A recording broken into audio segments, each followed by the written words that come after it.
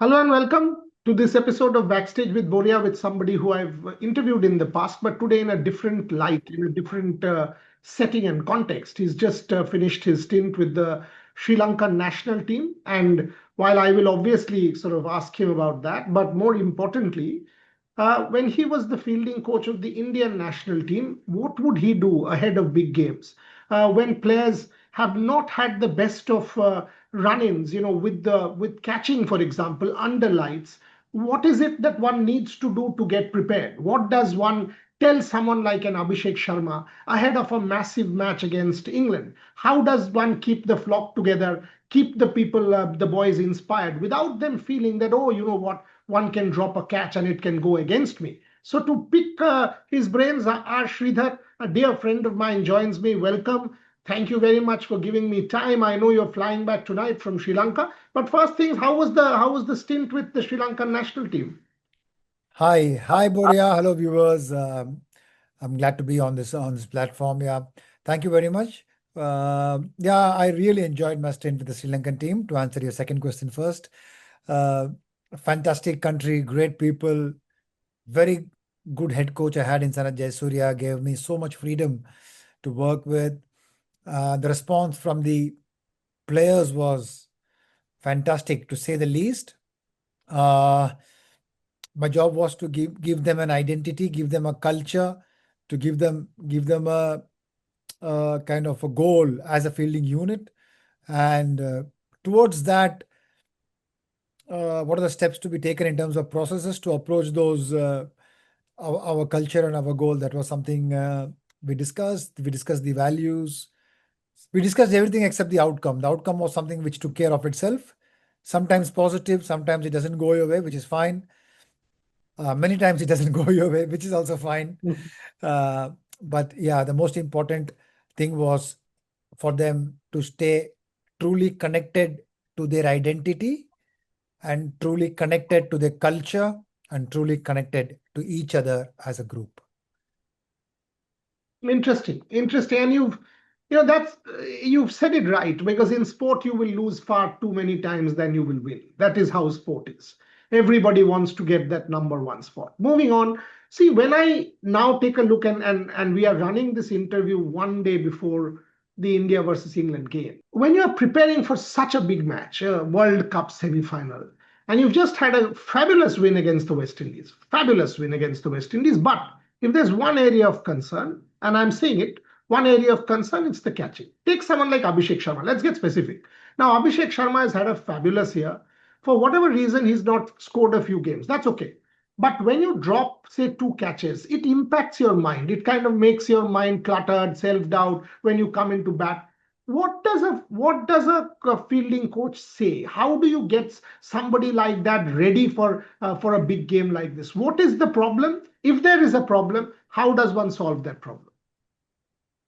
So, Boria, there are many layers to your questions in terms of answering. So, I'll keep the Abhishek Sharma part aside, and I'll answer the most important thing, probably why I'm on the show, is what does a fielding coach do at this point in time? So I'm not advocating for other coaches to do this, but I can share Sure, with you what I would do. sure. Uh, to me, these are the moments where you coach without coaching. So obviously, there will be days when things won't turn up right for you as a unit, but you still end up winning the match. So since we have won the match, we can address it in a more positive way. Mhm. We can address it in a more positive way. Players would be more open, more receptive to the feedback. That is what I would be thinking. Also, heading into a semi-final, you're going to be very careful as how much you coach, because as it is, the players are under tremendous pressure of doing well for the country. The expectations are enormous being an Indian cricketer. So you don't want to add to it. In fact, you want to subtract. So as a coach, you would add value by subtracting what you say, addition by subtraction. Less is more at this time. We need to add value to the players if you're going to say something. Otherwise, no, better not say it. So probably allow allow the athletes some time, have a few one-on-one conversations, maybe over a coffee or at breakfast or in the airport lounge or on the flight or what, or maybe the next day after 48 hours as well, and reinforce them with some positives, with some strengths. Maybe show them some good videos of their previous catches and what they were doing better. So show them some videos which they would see and get some assurance as to how good a fielder they are, because all of them are good fielders. I mean, uh, so these are the things I would do. The most important thing is to make the play a little lighter, because it's going to be a World Cup semi-final. There is going to be pressure. The last thing you want to do as a coach is add more pressure to it. See, when take the Abhishek Sharma example, I'll come back to that. I mean, the catch that went up, that really relatively easy catch. I mean, people in commentary, for example, say, okay, it's a sitter. When you are at the Eden Gardens, you are watching, you realize that, yeah, 99 times of 100 out, Abhishek would have taken that catch. Now, you don't need to coach a cricketer to take that catch. Everybody who is playing at this level knows how to take that catch and has been there and done that 1 million times.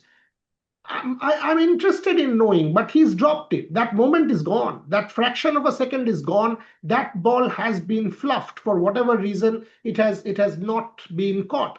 How do you address it? I mean, because it's more a mental thing rather than skill wise. Because ahead of a semi-final, this is what has happened. How do you deal with such situations? Why do you think he dropped that catch? Why do you think that catch went down? That's exactly what I want to know from you. Is there a technical issue? Is there something else? You said, and very rightly so, that he'd have taken it 99 out of 100 times, and I agree with it. The only thing there was pressure. Pressure of 68,000 people in the change room, 400 million watching on television, uh, of a critical moment in the match. Maybe he was under the ball. There was some dead time under the ball, waiting for the ball to come down. There could have been a negative thought or two. It happens to every human being, let alone cricketers. We all get negative thoughts every day, which is a human thing.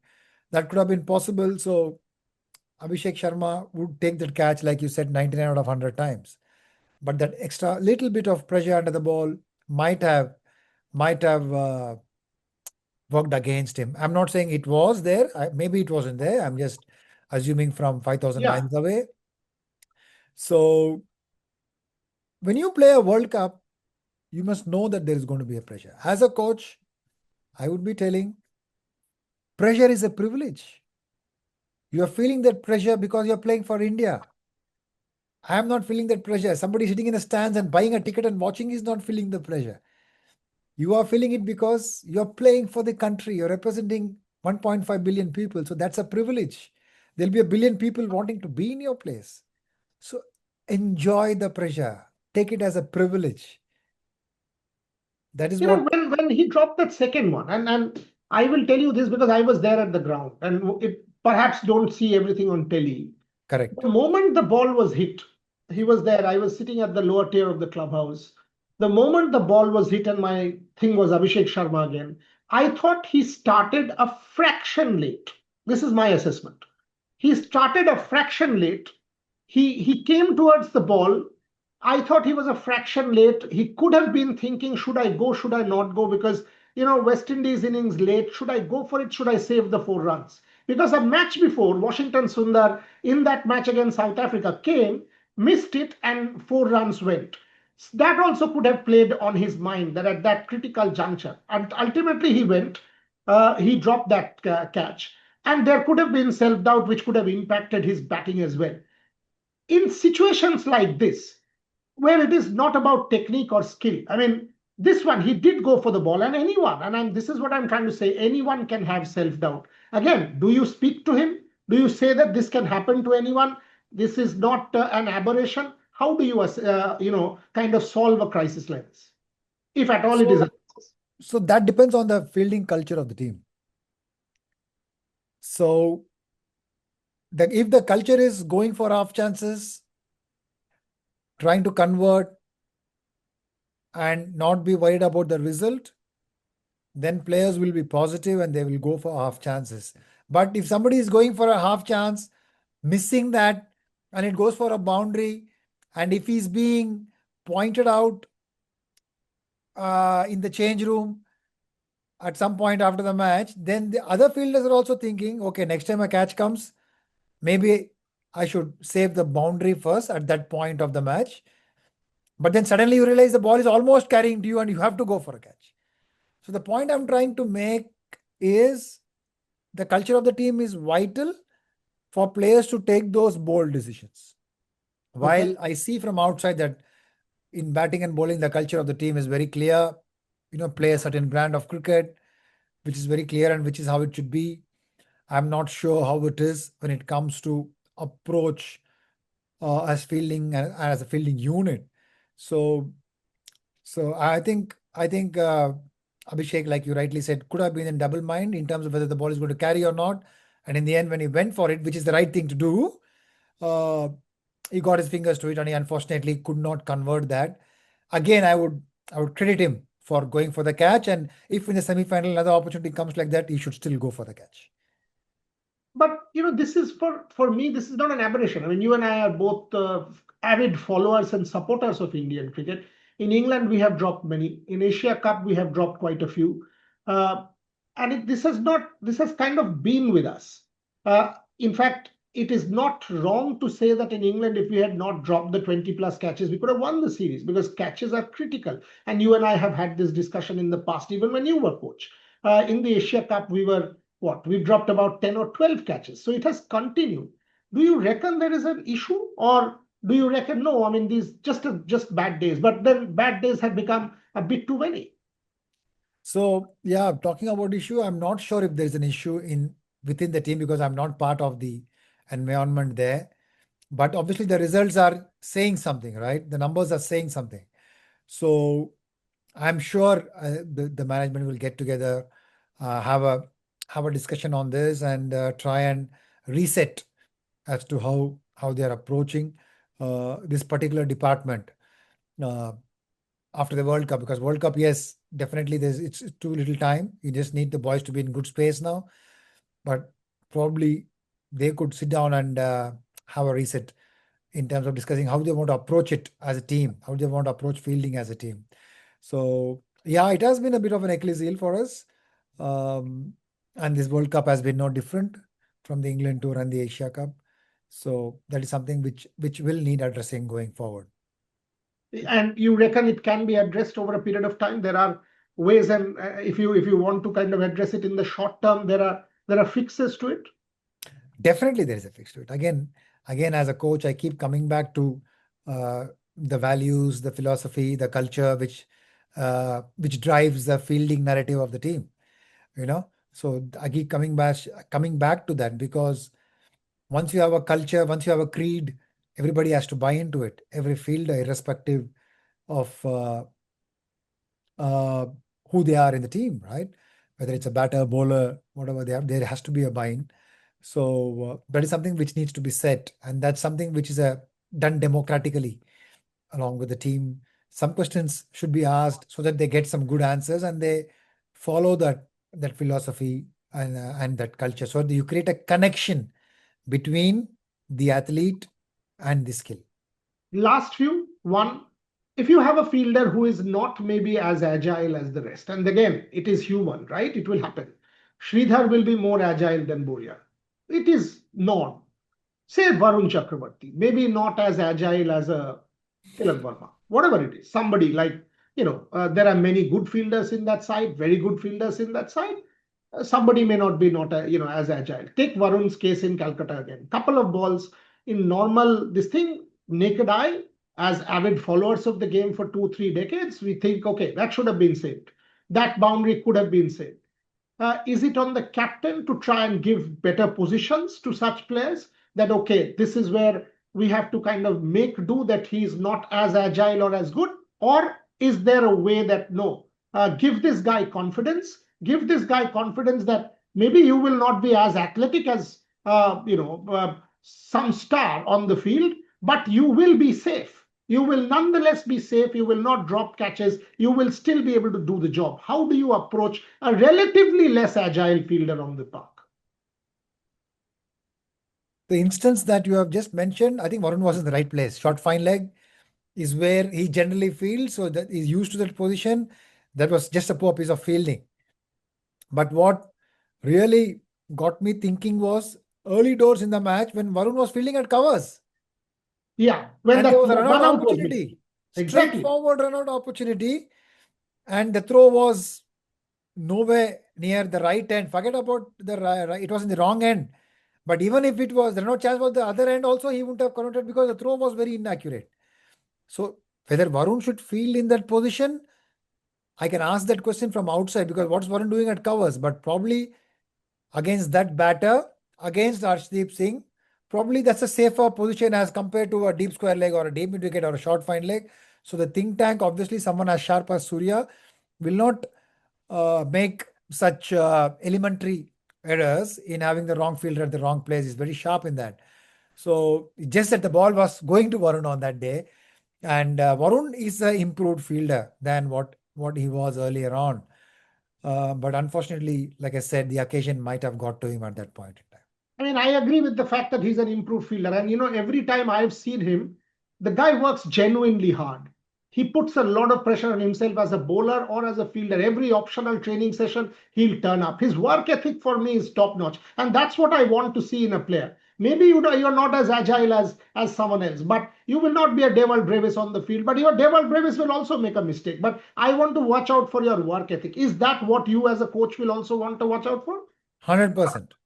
The process is obviously the most important thing. And if the player is doing everything within his capacity in preparation, then if there's an odd error in the game or odd bad game, then you address it, but not compromise or not make it a personal thing with the player. And also, the more harder he works, the gap between his good days and bad days will reduce. On good days, he'll be good. On bad days, also, he'll be just off good a bit. So that is where he is now. I think it is just purely the importance of the game, and uh, that is where the coaches need to have a chat with all the boys about their mindset, and that is where coaching without coaching, and uh, that is what becomes very, very important. Last one. When you were there in that Sri Lanka dugout, you played England. Sri Lanka bowled beautifully, 145. I thought Sri Lanka would win. I'll be candid. I thought Sri Lanka would win. They bowled well, they fielded well. England won. But England semi-final. So far, the England batting has not really clicked. Joss Butler not clicked. Phil Salt one innings, maybe in that match against Sri Lanka. Harry Brook one innings in Pakistan. Other than that, Tom Banton maybe one innings. Your thoughts on the India-England semi-final? If I ask you, should India watch out for these things? I mean, any word that you think what is your take on this game? A lot depends on the Wankhede pitch. I think we are yet to see a proper Wankhede pitch there. It ball has been stopping a bit early doors in the tournament when India played USA or when England played Nepal or when West Indies won their matches there. What I was watching is there was a little bit in the pitch. So in that case, the game becomes a little more even contest. But if it's a good Wankhede pitch, then I think India is definitely got a more firepower with the bat and with the ball. Obviously, you have Jasprit Bumrah, and so you can lock in those 4 overs. You can lock in Varun's 3 overs. Although they will go after Varun, I just feel that it's going to be a good contest, but definitely India has got a much better chance of coming up on the right side of the result. I'll end there. I'll end there. I mean, I thought you made some important points. Coaching without coaching, giving the players that little bit of confidence. That's what matters. I mean, these are key moments. Soak in the pressure. You made that point that it's a privilege. Pressure is privilege. You're playing for the national team, so embrace the occasion. These are important statements made by someone who has been there and done that. Thank you very much for your time. Travel safe and look forward to catching up soon. Thank you. Thank you, Boria. Thank you.